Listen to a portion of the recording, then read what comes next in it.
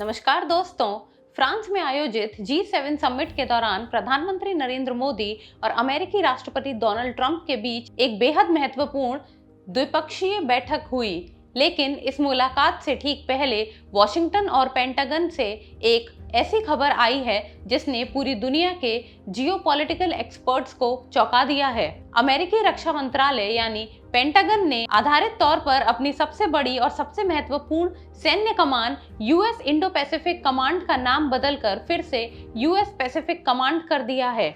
यानी नाम से इंडो शब्द को पूरी तरह हटा दिया गया है। अब सवाल यह उठता है कि क्या यह भारत के लिए कोई बड़ा रणनीतिक झटका है और क्या इससे भारत, अमेरिका, जापान और ऑस्ट्रेलिया के गठबंधन यानी क्वाड पर कोई आंच आने वाली है।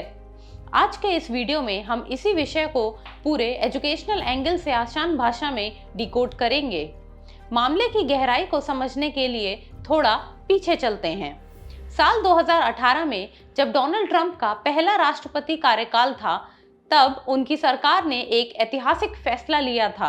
अमेरिका ने दशकों पुरानी अपनी यूएस पैसिफिक कमांड का नाम बदलकर यूएस इंडो पैसिफिक कमांड कर दिया था। उस समय यह बदलाव वैश्विक राजनीति और सुरक्षा में भारत की बढ़ती रणनीतिक भूमिका और हिंद महासागर की महत्वता को स्वीकार करने के लिए किया गया था। इसका महत्व यह था कि अमेरिका तब सिर्फ प्रशांत महासागर नहीं बल्कि हिंद महासागर और भारत को भी अपनी सुरक्षा नीति के केंद्र में देखता है। तो फिर अचानक 2026 में अमेरिका ने इंडो शब्द क्यों हटा दिया? पेंटागन ने अपनी आधिकारिक घोषणा में कहा है कि यह बदलाव केवल प्रशासनिक और ऐतिहासिक कारणों से किया गया है। उनका कहना है कि वे द्वितीय विश्व युद्ध के बाद से चली आ रही अपनी 70 साल पुरानी सैन्य विरासत, परंपराओं और सैनिकों के गौरव को सम्मान देना चाहते हैं।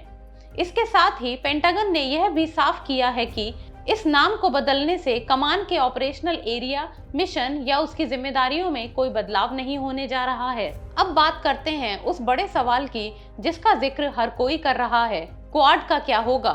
जो लोग नहीं जानते उनके लिए बता दें कि क्वाड का मतलब है क्वाड्रिलेटरल सिक्योरिटी डायलॉग।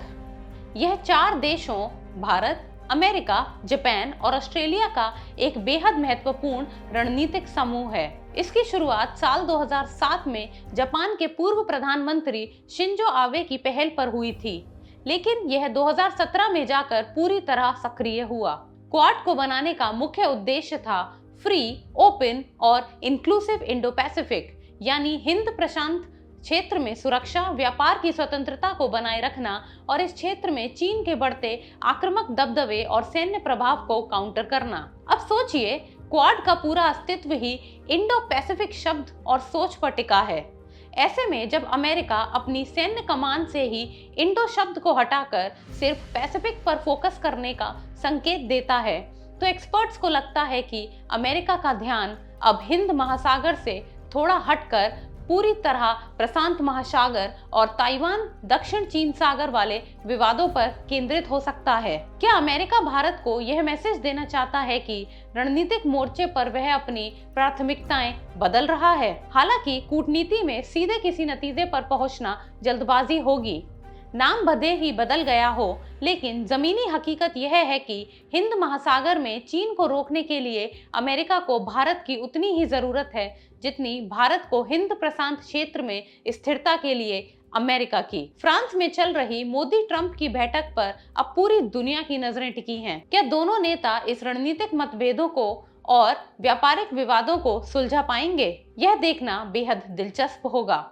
आपको इस पे क्या लगता है? अपनी राय हमें कमेंट सेक्शन में जरूर बताएं। वीडियो अच्छी लगी हो तो लाइक, शेयर और सब्सक्राइब जरूर करें।